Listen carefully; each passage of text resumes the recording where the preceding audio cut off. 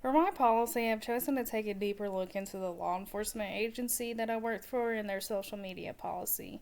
In short, the policy outlines the standards of professionalism, ethics, and integrity of the law enforcement community, specifically as it applies to social media usage. The policy states that employees do have the right to personal web pages and sites and are free to express themselves as private citizens on social media with the understanding that their postings are not in violation of the agency policy as it applies to code of conduct and release of information. Social media postings cannot adversely affect the efficiency or integrity of the agency's public service mission, exploit members of the community, diminish the community's trust in the agency or its members, or otherwise diminish public safety.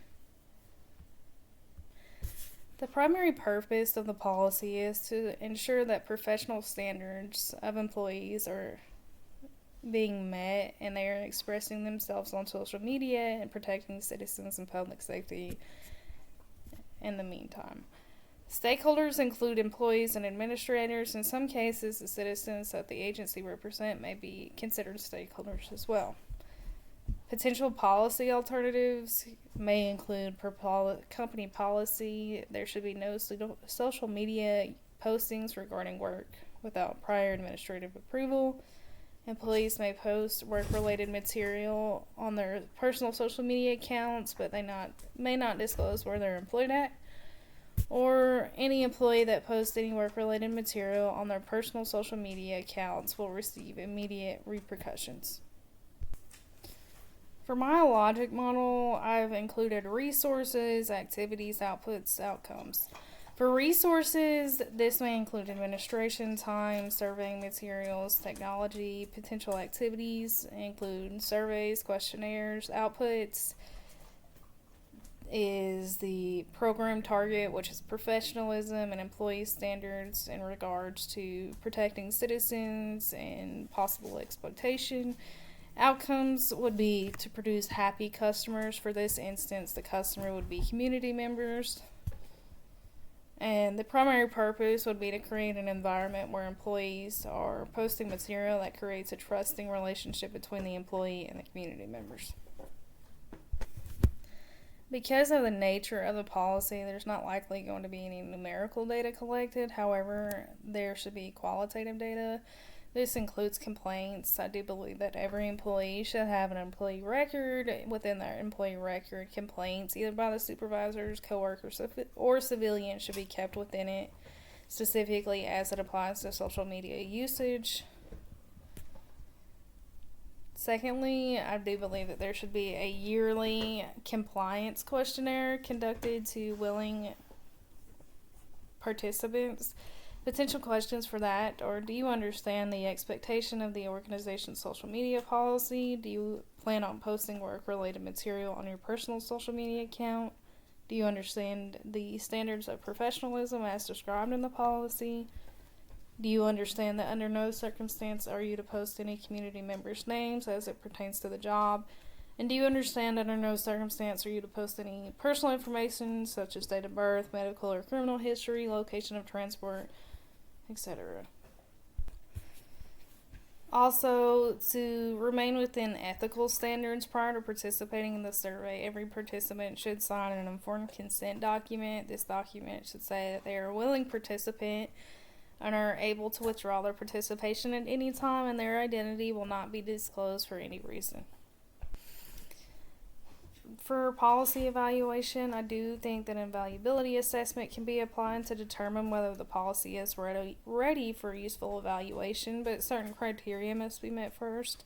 For one, the program goals are agreed upon and are realistic.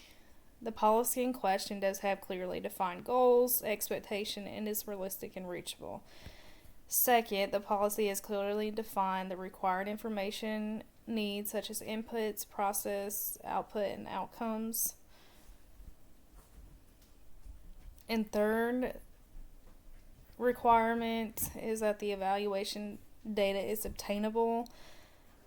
I have included graphs in a PowerPoint to showcase the data that is available. I have included some important concepts